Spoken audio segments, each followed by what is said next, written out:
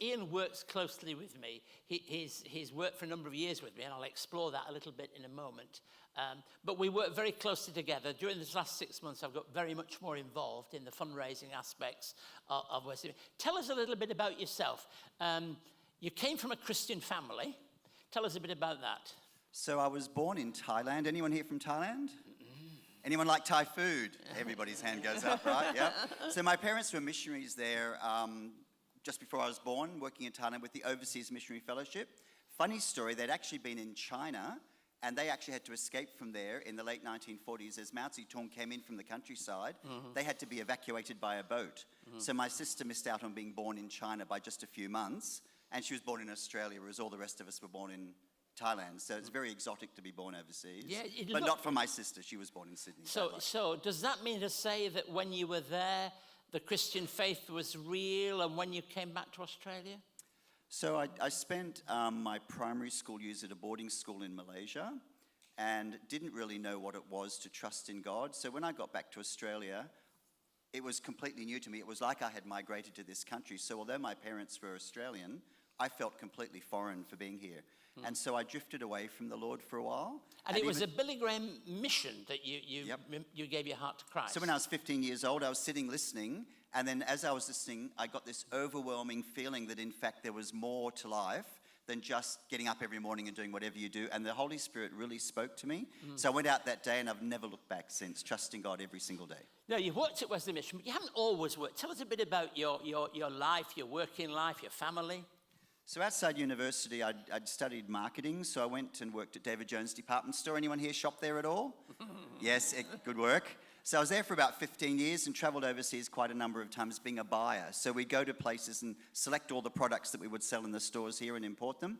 And back in those days, we used to do a lot of manufacturing in Australia too. Sadly, most of that's gone and most of it's imported now. So I did retailing for about 20 years. From China. From China, absolutely, back to the old country.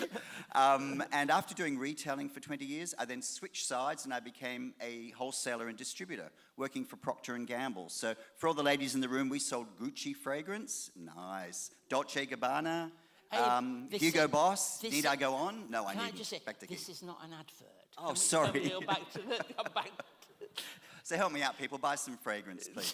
But that's the good old days, and so I don't work there anymore. I work here now. So tell me, you've not all. What job did you first come to at Wesley Mission?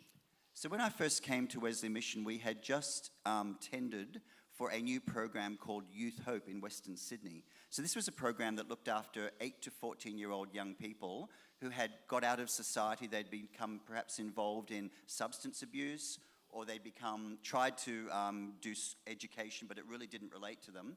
These were kids who were living under bridges, sleeping rough on the streets and so forth.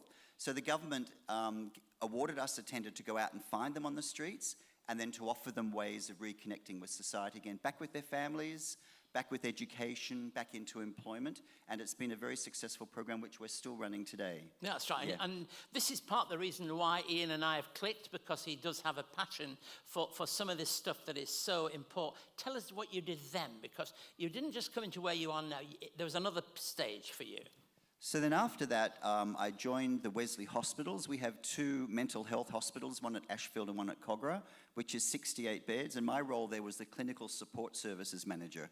So for every single patient who comes into a hospital, somebody needs to clean the room, somebody needs to clean the floors, somebody needs to cook the meals.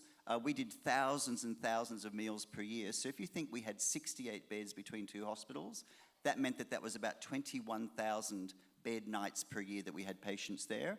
And that was also working with all of the clinical staff to make sure whatever they need to help the patients, we made it all happen as though we were just invisible. So for the patients, it was all a positive experience. So then this opportunity arose. You knew that I and we were looking for somebody to head up fundraising. And you kind of put your hand up. You said, I'd like to have a go at that. And you were interviewed and eventually, but what drew you to that? What really drove me to it was I was in a line of people and they said, all those who want to volunteer for fundraising step forward and everyone else step backwards.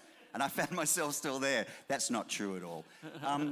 You know, in life, and I'm sure we all find this, there are those God moments when, and I was just talking to Reverend Cam here a few minutes ago, when God says to you, it's time to move on, and I have some work for you to do, and you have absolutely no idea what that is. But what I'd felt in the 5 years I've been at Wesley Mission is how many needy people there are out there, unless someone looks out for them and finds a way to help them, they don't know where to turn at all. And so fundraising, when that position became available, I thought, well, if we can continue to win some government tenders in which the government pays us to help people, it's all the rest of the people who don't get helped by that. That would be just a wonderful thing, and I would be very blessed to be able to be participating And in that. because you're shy, we've had to encourage you, haven't we? You can see that. So Time to sing now? Oh, not yet? Okay. sit down, will you, for a minute? Oh, he's taking my job from me. Let me just ask a little bit, really what I think is important. Tell us what that fundraising is about, because it isn't just about standing on the street shaking a can, is it? It's not?